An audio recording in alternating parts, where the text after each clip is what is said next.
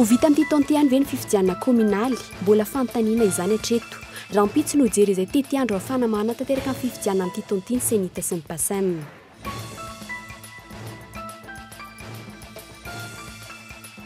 taorian'ny fifidianana naverina tany amin'ny distrika ny Belle-sur-Turbine mifandona ary samy mitory amin'ny nivon'ny CES ireo candidat roa voalohany ankehitriny olana amin'ny resaka alabato mahatsiaro voan'ny fingana ara-politika ny candidat ny RMA izay larana faharoa ankehitriny noho ny voalaza fa tsy fanaran-dalàna nataon'ny candidat Paul Karana izay mampandresy vonjy-maika amin'ny voka-pifidianana hatreto.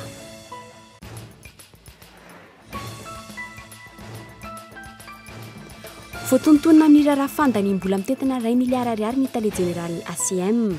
Orinasa lehibe iray manana Fubeo France izay nitantanan'ity tale jeneraly ACM ity ny fantatra fa ny fanaraka tamin'ny orinasa mpanjakana Air Madagascar ka nandoavany vola be nandritry ny 3 taona mba hamoaka azy amin'ny lisitra be kanefa tsy mbola misy vokany hatramin'izao.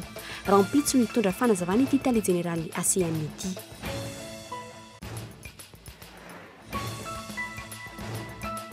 Famitsimbolaka saina alefa ny atsimo doboka ponja avokoa ireo fito lavahiny sy malagasy tratra niaraka tamin'ny vola $1 miliara miandro ny fotoam-pitsarana azy.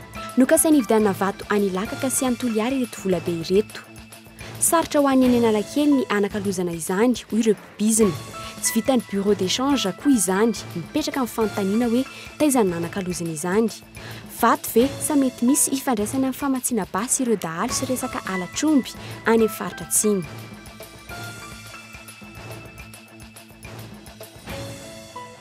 Ary farany any ivelany, ora sisa ny saina andeha mivantana eny Maison Blanche ny fanambarana ataon'ny Barack Obama anaovany fanazavana ho amin'ny vahoaka ny paikady andemena ary amin'ny tenany jihadista avy amin'ny fanjakany ela amin'izao fotoana izao.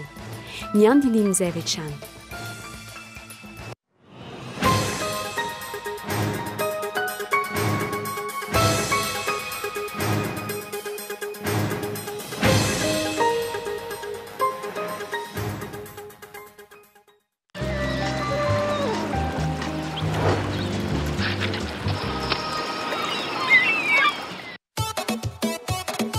Zay tadiavinao, hitanao avokoa. Premier choix, première qualité, TV LED, marque originale, subwoofer, synthétiseur, lecteur, sonorisation. Hitanao any magasin Baolay. Baolay ny tsara trano.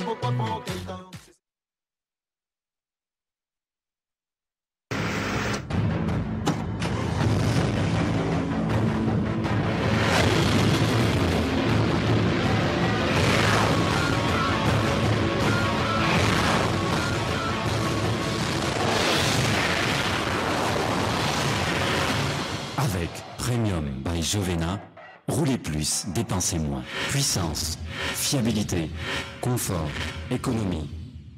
Nouveau, taux de soufre réduit dans notre gasoil. Jovena, le plein d'énergie. Till I come.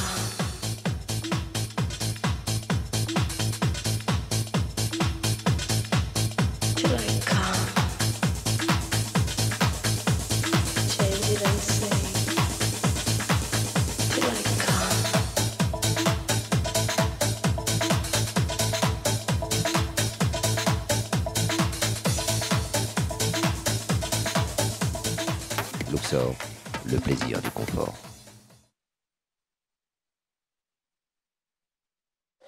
Sèche-cheveux, fer à lisser, ça surchauffe pour vos cheveux. Ma solution, Expert Protection 230 degrés. Une gamme complète enrichie à la prokératine. Le shampoing et le soin réparent sans alourdir. Le spray protège de la chaleur jusqu'à 230 degrés. Même quand la température monte, vos cheveux gardent force et brillance, toujours à petit prix. Franck Provo, le résultat professionnel accessible à tous.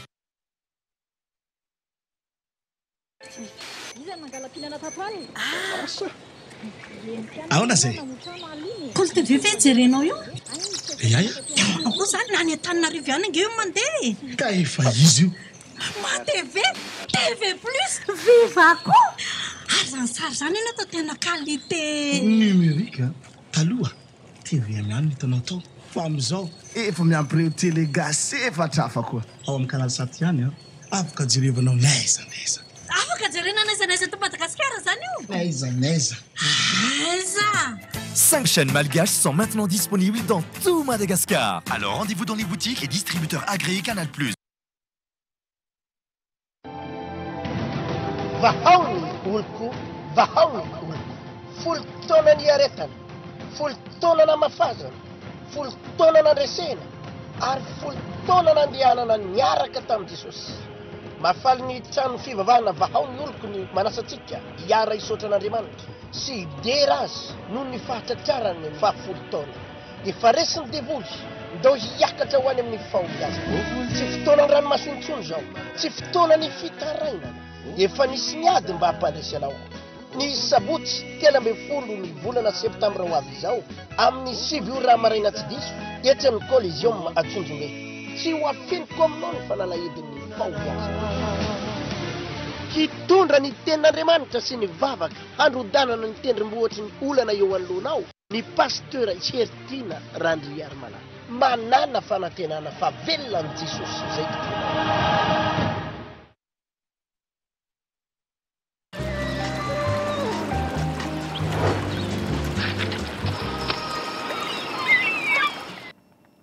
Ankafaliindray tomboky lasy tongo vavy ny tsidina ny tokantrano amin'izao takarivo izao ampananjana no hiarabananao sy anasanao anaraka ny fampalamo avao eto amin'ny fahitalavitra Cool TV hatramin'ny farany.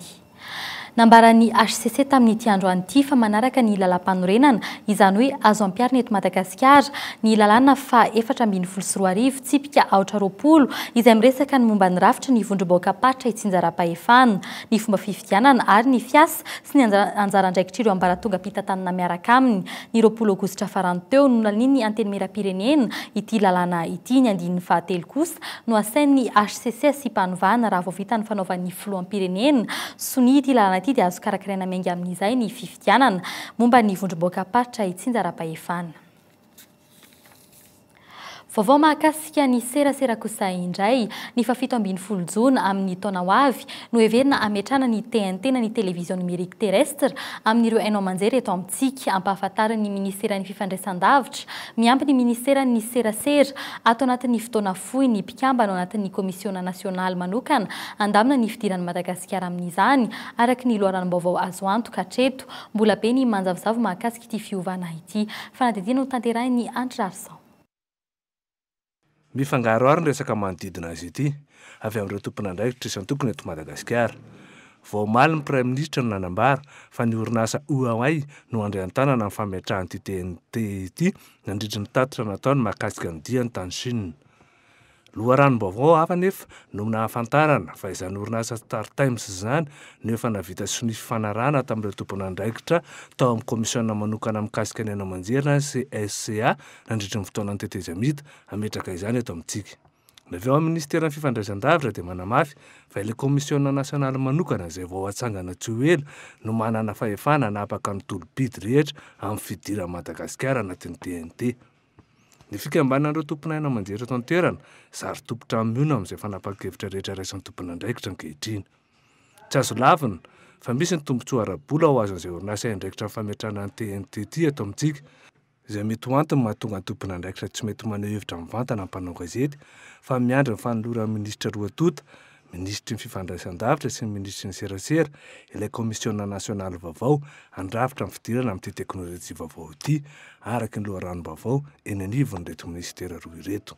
Izao dia ao anatin'ny fananganana tanteraka famerenana ary fanamafisana an'ilay atao hoe komity nasionaly andinika ny idirana andaminana ny idiran'ny Madagasikara ao anatin'izany TNT izany ny eo anivon'ny ministera.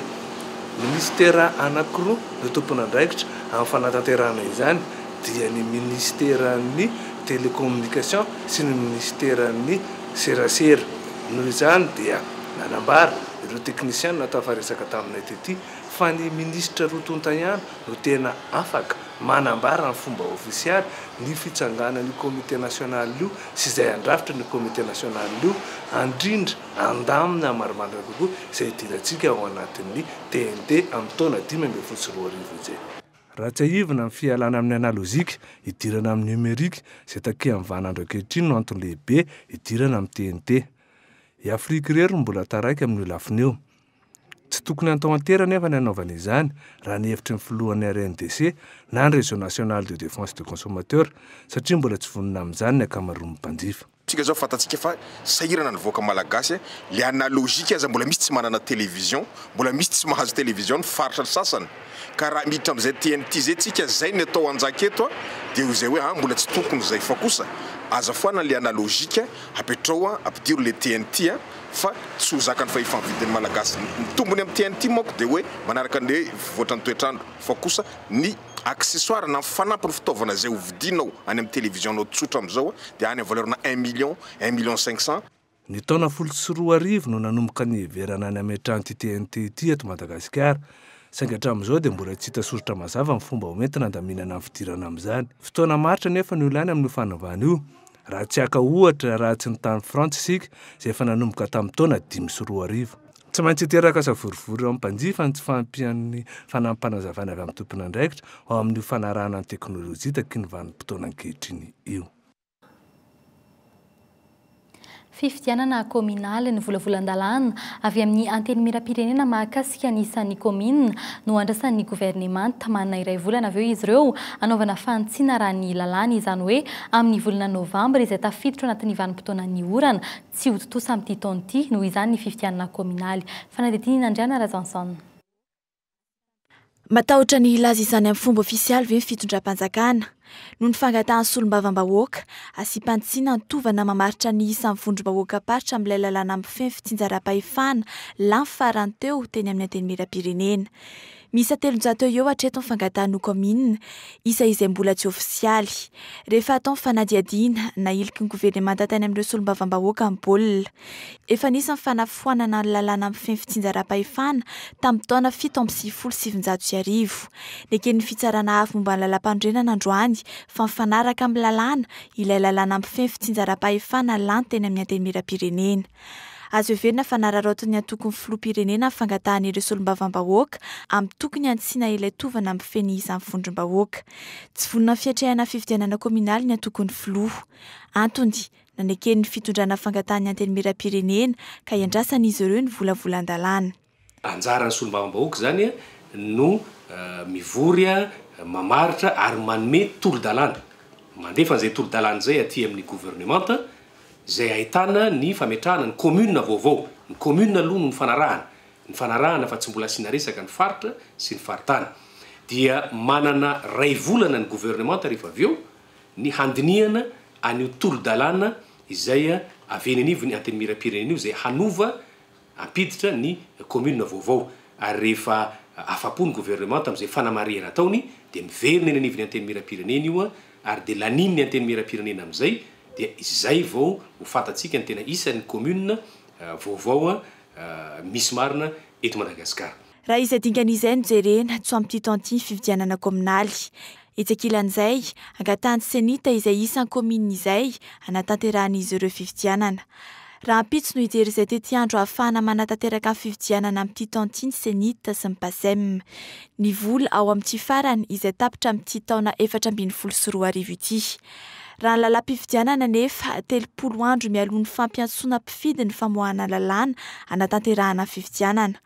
Mazava izany izao fa atodiky ny fitondram-panjakana any amin'ny fahefana mpanao lalàna antsiny amin'ny tsy fanatanterahana fifidianana kominaly amin'ity taonty. Any amin'ny volana aprily taona 2024 noho izany vao eritreritra fifidianana kominaly ny Malagasy. Vaovao mahakasika ny fifidianan'izay hatrany fa mahakasika ny fifidianana solombavam-bahoaka kosa indray.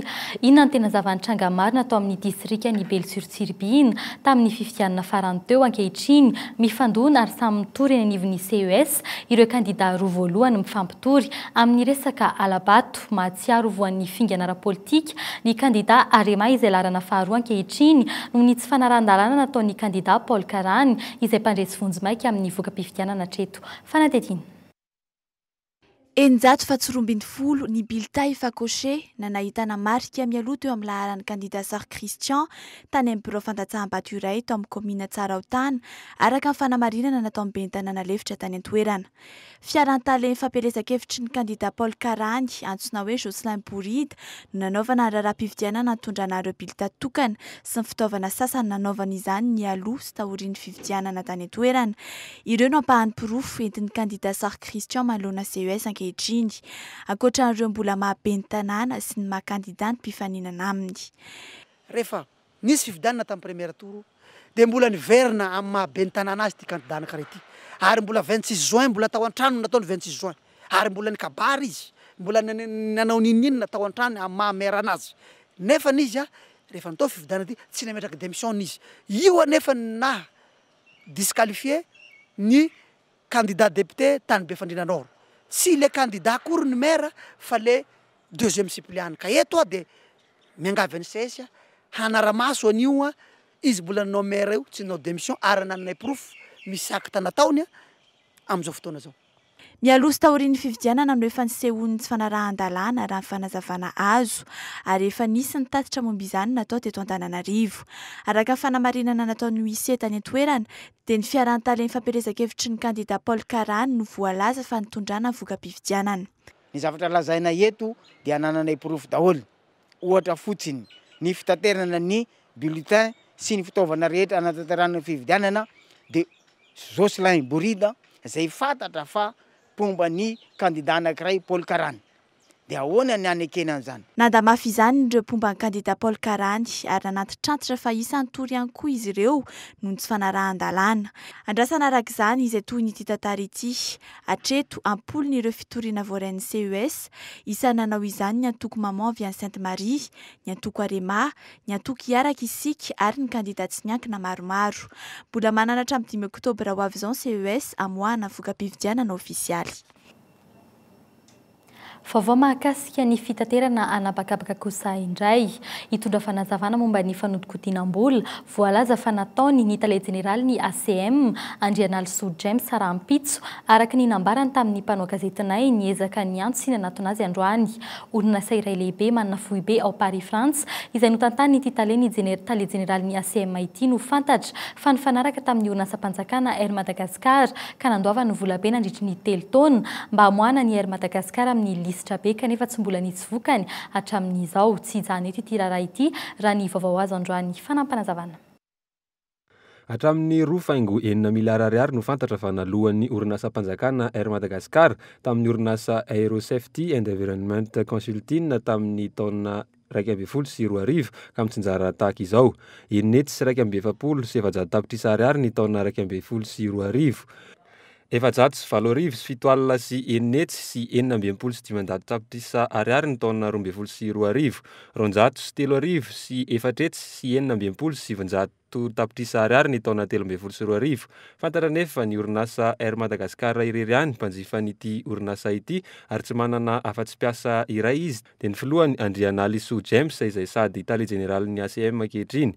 Ny mahavarina ao anatin'ny vola be nolanin'ny Air Madio tsy nisy afa-tsy iray faingo 3 miliara ariary no vola nivoaka tamin'ny Aerosafety and Environment Consulting ka karamain'ny filohany ny 2 miliara ariary. Tsy fantatra araka izany hoe nampiasaina tamin'inona ny ambiny izay mahatratra hatramin'ny 2 miliara ariary. Fantaniana napetraka ihany koa ny mahakasika ny hoe inona no ampiasaina ilay vola lany mba hamoahana ny Madagasikara amin'ny listra mainty ny vondrona Europeanina. Raha tsy hivina efa nitantana ny kompani mpitaterana anabakabaka nasionaly i Andrianalso James ary nakatoavy ny tale jeneraly ny Air Madagascar teo aloha raha tsy ferana Hugany amin'ny karakaran'ny orinasa Aerosafety and Environment ny fanalana ny kompani mpitaterana nasionaly amin'ny listra be. Fa eo amin'ny pejiny toe-karena kosa hiakatra ny vidin'ny fiara efa niasa na voiture d'occasion manomboka amin'ny volana oktobra ho avy izao. Ny fampitombon'ny fanjakana, ny aba sy ny hetra alaina amin'ny fanafarana fiara avy any ivelany no antony io arak'izay voarakitra anatin'ny lalana mifehy ny teti-bola mpanjakana sy mpantsiana. Hatramin'izao fotoan'izao tsy afaka ny ampiakatra avy hatrany ny vidin'ny fiara ny mpandraraha eto amintsika na dia misy aza ny fiakarana 500 amin'ny droit d'assise aloha amin'ny douane eny amin'ny fahatongavana entana eny amin'ny serana ny fanadihadiana. Tsy ho afa miala amin'ny fampiakarana ny vidin'ny fiara d'occasion tonga eto ny orinasa mpanafatra izany hatramin'ny faran'ity taona ity no ny fiakarany etra alaina amin'izy ireo. Indroa mandoetra ny mpandraharaha manafatra sy mivarotra fiara eto amintsika. Ny TVA 20 isanjato isaky ny fiara izay lafo alohan'ny isam-bolana ary ny impôt sur les revenus 20 isanjato tombaritra aloha isa-taona.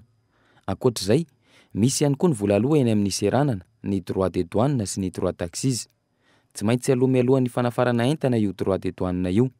Raha amidy ohatra ny fiara, 20 isanjato ny vidiny no tsy maintsy aloha, miampy ny 5 isanjato valerao men'ny douane. Manodidina ny 3 hatramin'ny 10 ariary izany ho an'ny fiara, efa ny asa 8 hatramin'ny 10 taona. Miakatra ambonimbony kokoa arakaraka ny mahavao ny fiara io vola aloha io. Ankoatr'izay, miakatra ho 10 isanjato ny droit d'accise amin'izao fotoana izao, tsy maintsy aloha amin'ny fahatongavan'ny fiara hafarana izany. Hatreto, mbola tsy miantraika amin'ireo mpandraharaha sy ny vidin'ny fiara io fiakarana io. Hatramin'izao zany aloha ny azo lazana tsy dia hoe mbola misy efeny aminay zany satria nisy promotion nataonay teo. Fa ny vagueny manaraka zao zany zao aloha no tsy fantatra hoe mety manao ahoana, mety fiantraikan'izay aminay zany fa pour le moment zany aloha mbola tsy dia hoe mbola misy efeny aminay le izy aloha.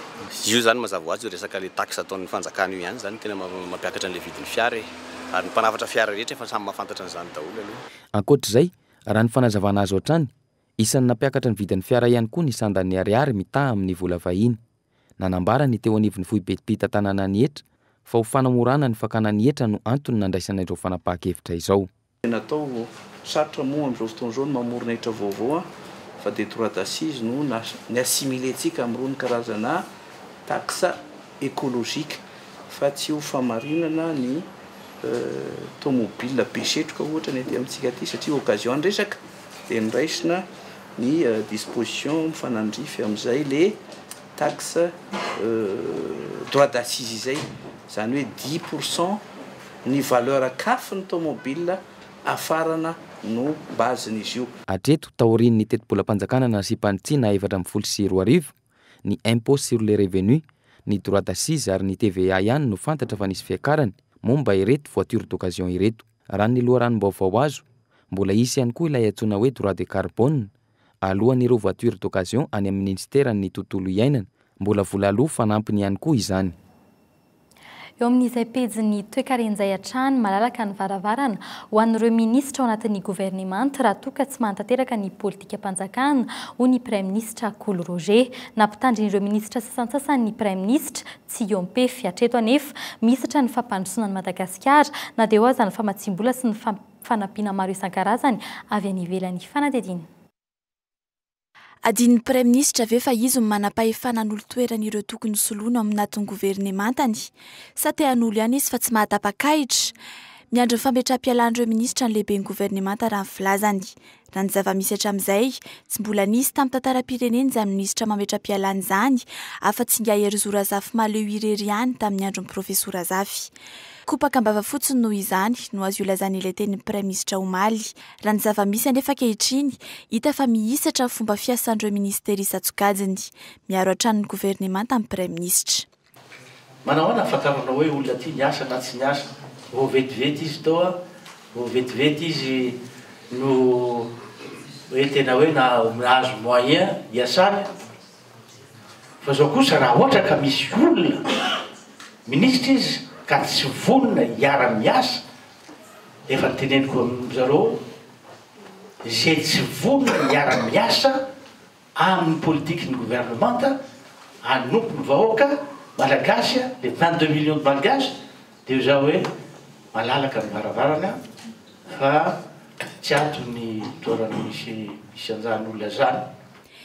Ny zava-misy tsy tantaratra mivaingana hatreto ny akony asan'ireo mpikambana eo anivon'ny governemanta. Ny lehiben'ny governemanta nefa mahatoky tena hatrany amin'ny fifehezan'ny departementany. Hatreto anefa tsy toky tsoforoany ireo fanampiana tonga avy any ivelany. 2.20 miliara ariary no azon'i Madagasikara avy amin'ny firenena sinoa. 3.70 tapitrisa dolara no azo avy amin'ny Amerikanina. Ny masoivo Vietnamiana sy Espaniola kosa ny tonga nampafantatra amin'ny filoham-pirenena teny Avoloha ny maha eto Madagasikara azy androany. Delegasiona ahitana manam-pahaizana maromaro no avy eto Madagasikara hanatsarana ny sehatra ny fizahantany. Afaka 10 andro ireo vahiny ireo no avy eto an-tanindrazana. Anahoana ny fiantraikany amin'ny fiainam-bahoaka? Iandry 10 volana vaovao indray ve vao azo tsaraina amin'ny asan'ireo minisitra rehetra? ivadika pejy afa tanteraka kosa indray siky vao sambany ny fisiny famotsim-bola be hatramin'ny 2 miliara ariary tratra teny andalana toy ny tranga omaly teto Madagasikara. Nidoboka ponja avokoa ireo fito vahiny sy malagasy tratra niaraka tamin'izany miandry ny fotoam-pitsarana azy ireo. Araka ny vaovao saika alefa any amin'ny faritra atsimo ireo vola ireo mipetraka amin'ny fanontaniana hoe mety misy ifandraisany amin'ny resaka alatromby sy dahalo ve ny tranga tahaka izao sahinina marina ny miafina momba iny raharaha iny. Ho an'ny solombavambahoaka iray avy any an-toerana aferam-bato no mety nikasana ampiasana izany fanadidina. Hatreto aloha tsy mbola mazava hoe saika atao inona ireto vola ireto. Ny mpitandro filaminana rahateo mbola eo ampanaovana ny fanadihadiana mahakasika izany. Raha ny fanadihadiana nataonay androany vao voalohany no naharenesana famotsim-bola be dia be toy izao. Efa nisy ihany koa ireo tranga taloha saingy tsy 2 miliara ariary tahaka izao fa antapitrisany maro. Fantatra ihany koa fa Sri Lanka ireo teratany vahiny roa vao sambotra niaraka tamin'ireto vola be tamin'ny sabotsy ireto. Raha atao indray mijery mety ho afera amin'ny vatosoa no antony hoy ny solombavambahoaka iray izay any atsimo amin'izao fotoana izao. Tsy mbola nisy mihitsy zany raha fa zao vao sambany eny koa ara zany. Zao zany no vidianana leombinay aty mampirongatra ny dahalo io. Fa tsy fantatra hoe aiza le direction any atsimo io satria larza be manko ny atsimo. Lankeny anankiroa. Na zany ampesidreo amin'ny resaka vato ngamba zany. Mividy vato zany. Raha vao misy Sri Lanka dia mazava fa resaka vato zany. Azo ambara araka izany fa nokasaina hividianana vato any Lakaka sy any Toliara ireto vola be ireto. Efa nohamarin'ny laboratoire iray lehibe any États-Unis fa ambony ny kalitaon'ny vatosoa avy any atsimon'ny Madagasikara. Vato vesa mety misy ifandraisany amin'ny famatsiana basy ireo dahalo sy ny resaka alatromby any amin'ny faritra atsimo ireto vola 2 miliara tratra ireto. Ny azo antoka aloha dia tsy maintsy ho resaka afera-maizina no ambadika izao vola be izao. Hatreto tsy mbola nahazona vaovao mikasika izao raharaha izao ny avy eo amin'ny vony samifinina na ny sampandraraha malagasy adina amin'ny famotsim-bola. Tsy misy ahafahana milaza hatreto fa voalohany ity fanondranana vola be tsy mazava ity any atsimo. Mazava ihany koa fa maro ny afera-mainga eto no tsy fanta-bahoaka ary olombitsy no mianoka izany. Nampametra-panontaniana ny maro ihany koa iny raha tranga omaly iny hoe hatramin'ny ohatrinona ny vola vahiny azo atakalo amin'ireo mpanakalo devizy ivelan'ny banky eny Analakely eny voalaza fa tena nakalozana ireo vola be saro ny zandary omaly ireo raha ny fanadinana nataonay manodidina ny $2 na 5,000 sy 4 tapitrisa ariary eo isan'andro ny vola mihodina eny amin'ny manodidina ny Analakely tsara lalàna atsahavola raha ny filazana ireo mpanakalo mpanao bizina eny an-toerana fanadidina. Tety Analakely no natakalo ny vola devizy ka nazahoana ilay 2 miliara ariary maherina sy omaly hoy ny zandarmaria-pirenena. Tsy manaiky izany rehefa ireo mpanakalo mpanao bizina ety an-toerana. Raha anjatony izy ireo raha ny tombatombana momba anisan'ireo mpanao bizina devizy ety dia manodidina ny $200 isan'andro eo amin'ny ankapobeny ny vola misy manakalo amin'ny olona iray. Change ety aloha dia majinijinika vitsivitsy olona manakalo hoe €100 à $200 zany misy ety. Fa raha zany hoe question na milliard zany tsy misy an'izany ety Analakely zany tsy misy an'izany ety. Zavatra tsy mitombona mihitsy aloha zany. Ary ety Analakely tsisy zany vola ihodira be zany ohatra zany hoe zany vola amina milliard zany ahoana moa ny itoran'ny olona vola milliard ety Analakely. Ary tsy possible mihitsy reny. Raha resaka ety Analakely no resana hoe avy ety reny tsy possible mihitsy. Raha atao ny kajikajy tsotsotra $9,400 eo ny 2 miliara ariary. Rehefa nanontaniana ny tety Analakely izay tsy nentina rena feo sary ny ankamaroan'izy ireo dia eo amin'ny 20 andro eo vao vita ny fanakalozana izany raha teny an-toerana. Nanday ihany koa anefa ireo mpanakalo vola ara-dalàna satria misy fetrany ihany ny vola azo atakalo eny amin'izy ireo.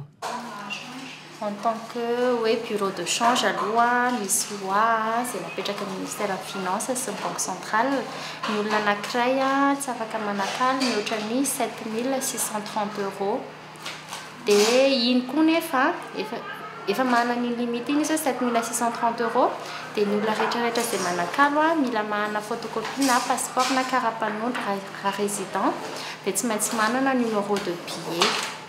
Zay izy vao afaka mahazo an'ilay taratasy sy afaka manakalo vola eto aminay. Ho an'ny banky kosa indray rehefa mihoatra ny 5 tapitrisa ariary dia tsy maintsy mila taratasy fanamarinana ny antony anakalozana ny devizy. Mazava araka izany fa sarotra ny anakalozana devizy mitetina 2 miliara ariary raha atao eny amin'ny banky izany. Mipetraka araka izany ny fanontaniana momba ny fomba nanakalozana ny vola vahiny na azahoan'ireo vola be ireto. Loharanom-baovao iray no nafantarana fa misy teratany vahiny mpanan-karena be ao ambadika ny Tsiraraha ity. Ao ihany koa ireo milaza fa misy mamoaka vola ary maka tombony amin'ny fanakalozana vola be tahaka izao eo anivon'ny banky goavana sasany eto Andrenivohitra.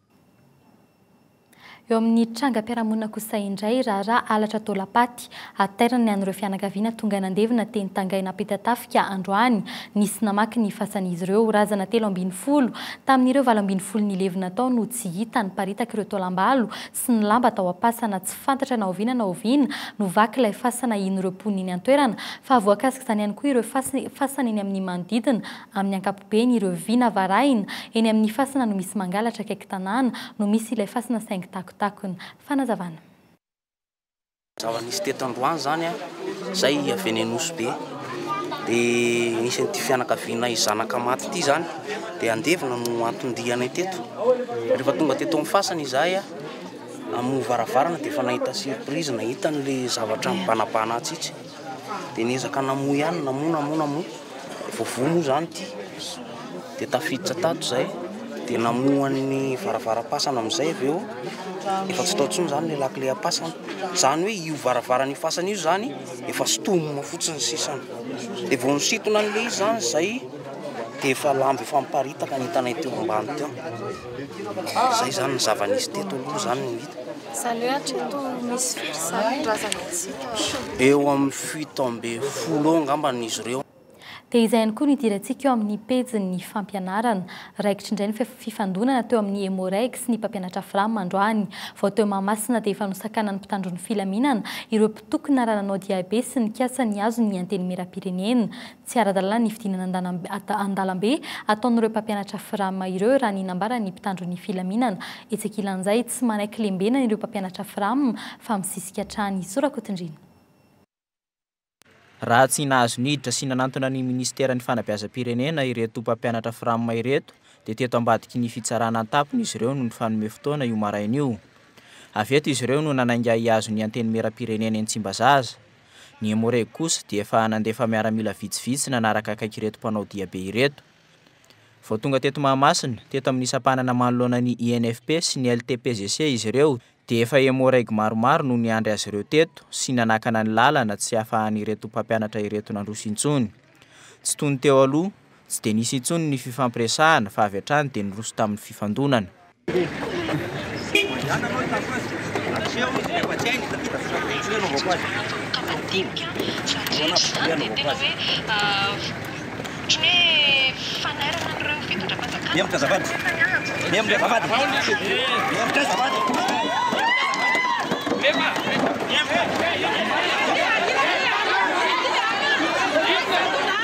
Tapitra teto aloha izany ny dian'ireto mpampianatra Frama ireto an'ny androany. Tsy navelan'ny Emoreg nandrosatra amin'ny farany ireto mpitokona rehefa nifampitakosokosona teto nandritra ny ora iray latsaka kely. Nanambara kosa nefa ireo mpitarika fa tsy tsahatra eo ny hetsika. Ministera nilaza taminay hoe nisy olombavambahoaka no nanapaka an'ilay 10 000 zay efa tsy ekenay mpampianatra Frama ka rehefa nandeha zany nyzay mpampianatra Frama nandeha anilamina nandeha taty amin'ny solombavambahoaka nefa fa betsaka ny solombavambahoaka efa miandry anay ihany amin'izao anefa voasakana an'ireto mpitandro filaminana mandeha ny herim-pamoretana anay mpampianatra Frama. Tsy nisalasala nampiasa ny tanjany ny Emoreg androany na dia tsy nisy aza ny lacrymogène. Camion roa sy fiara tsy mataho-dalana efa tsy latsaky ny fito no nifamezivezy teto. Mbola nisy ihany koa ireo nifamezivezy manodidina ny ministera ny fanabeazam-pirenena.